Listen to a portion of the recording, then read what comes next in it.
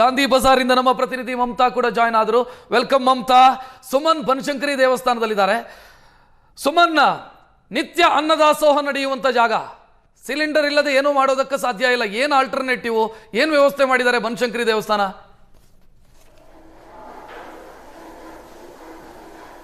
ರಕ್ಷಕ್, ಸದ್ಯ ಕೊಲ್ಲಿ ರಾಷ್ಟ್ರಗಳ ಯುದ್ಧದ ಒಂದು ಬಿಸಿ ರಾಜಧಾನಿಗೂ ಸಹ ಮುಟ್ಟಿರುವಂಥದ್ದು.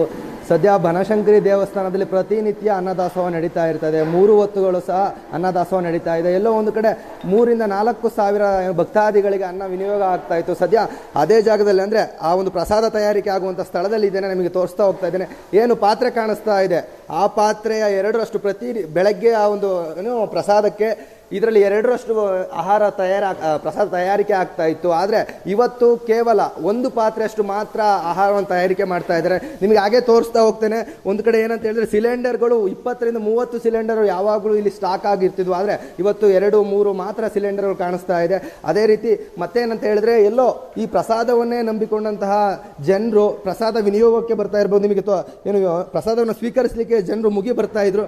ಎಲ್ಲೋ ಗ್ಯಾಸ್ ಸಮಸ್ಯೆಯಿಂದ ಪ್ರಸಾದ ಕಡಿಮೆ ಆಗ್ತಾ ಇದೆ. ಇನ್ನೊಂದು ಕಡೆ ಇದೇ ಜಾಗದಲ್ಲಿ ಸಿಲಿಂಡರ್ಗಳನ್ನು ಜೋಡಿಸಿಡ್ತಾ ಇದ್ರು. 25-30 ಸಿಲಿಂಡರ್ಗಳನ್ನ ಜೋಡಿಸ್ತಾ ಇರ್ತಾ ಇದ್ರು. ಆದರೆ ಸಿಲಿಂಡರ್ ಕೊರತೆಯಿಂದ, ಸಿಲಿಂಡರ್ ಬಾರದ ಕಾರಣ, ಯುದ್ಧದ ಕಾರಣ ಸಿಲಿಂಡರ್ ಎಲ್ಲೋ ಒಂದು ಕಡೆ ಸಿಗ್ತಾ ಇಲ್ಲ. ಏಜೆನ್ಸಿಯವರಿಗೂ ಸಹ ಹೇಳಿದ್ರು ಸಹ, ಏಜೆನ್ಸಿಯವರಿಗೆ ಮಾಹಿತಿ ನೀಡಿದ್ರು, ನಮಗೆ ಸಿಲಿಂಡರ್ ಅವಶ್ಯಕತೆ ಇದೆ ಹೇಳಿದ್ರು ಸಹ ಸಿಲಿಂಡರ್ ಸಿಗ್ತಾ ಇಲ್ಲ. ನಿಮಗೆ ನೋಡ್ತಾ ಇದ್ರಿ, ಇಡೀ ಸಂಪೂರ್ಣ ಸಿಲಿಂಡರ್ಗಳನ್ನು ಇದೇ ಜಾಗದಲ್ಲಿ ತಂದ ಇಡ್ತು. ಆದರೆ ಈಗ ಖಾಲಿ ಸಿಲಿಂಡರ್ ನೀವು ನೋಡ್ತಾ ಇದ್ದೀರಾ. ಸಿಲಿಂಡರ್ಗಳು ತುಂಬಿಲ್ಲ, ಖಾಲಿ ಇದೆ. ಸಿಲಿಂಡರಲ್ಲಿ ಏನೂ ಸಹ ಇಲ್ಲ, ಎಲ್ಲವೂ ಸಹ ಖಾಲಿ ಸಿಲಿಂಡರ್. ಒಂದು ಕಾಲದಲ್ಲಿ ಬನಶಂಕರಿ ದೇವಸ್ಥಾನದ ಸಂಪೂರ್ಣವಾಗಿ ಎಲ್ಲ ಸಿಲಿಂಡರ್ಗಳನ್ನು ಇಲ್ಲಿ ಸ್ಟಾಕ್ ಮಾಡ್ತಾ ಇದ್ರು. ಆದರೆ ಯುದ್ಧದ ಭೀತಿ, ಒಂದು ಕಡೆ ಸಿಲಿಂಡರ್ಗಳ ಕೊರತೆ ಆಗಿರೋದ್ರಿಂದ ಎಲ್ಲೋ ಒಂದು ಕಡೆ ದೇವಸ್ಥಾನಕ್ಕೂ ಸಹ ಸಿಲಿಂಡರ್ಗಳು ಸಿಗ್ತಾ ಇಲ್ಲ. ನೀವು ನೋಡ್ತಾ ಇದ್ದೀರಾ, ಇವೆಲ್ಲ ಕನೆಕ್ಷನ್ ಇಲ್ಲಿಂದ ಸೀದಾ ಕಿಚನ್ಗೆ ಕನೆಕ್ಷನ್ ಇರುವಂತಹ.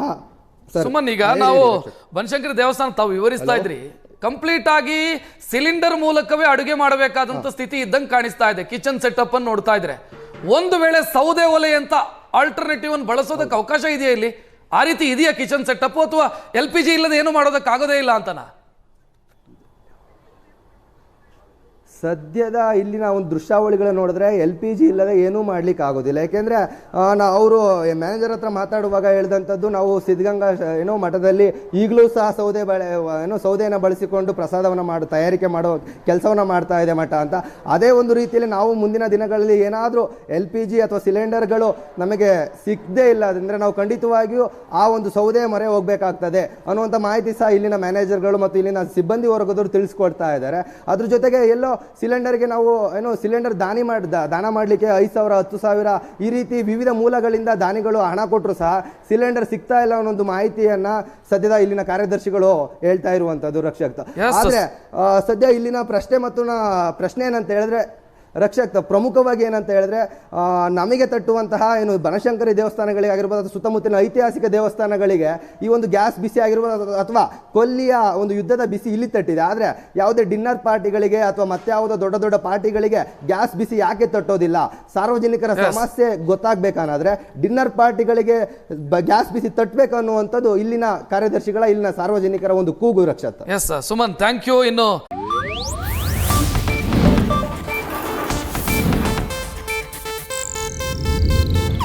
ಇದು ಏಷ್ಯಾನೆಟ್ ನ್ಯೂಸ್ ನೆಟ್ವರ್ಕ್ ಪ್ರಸ್ತುತಿ.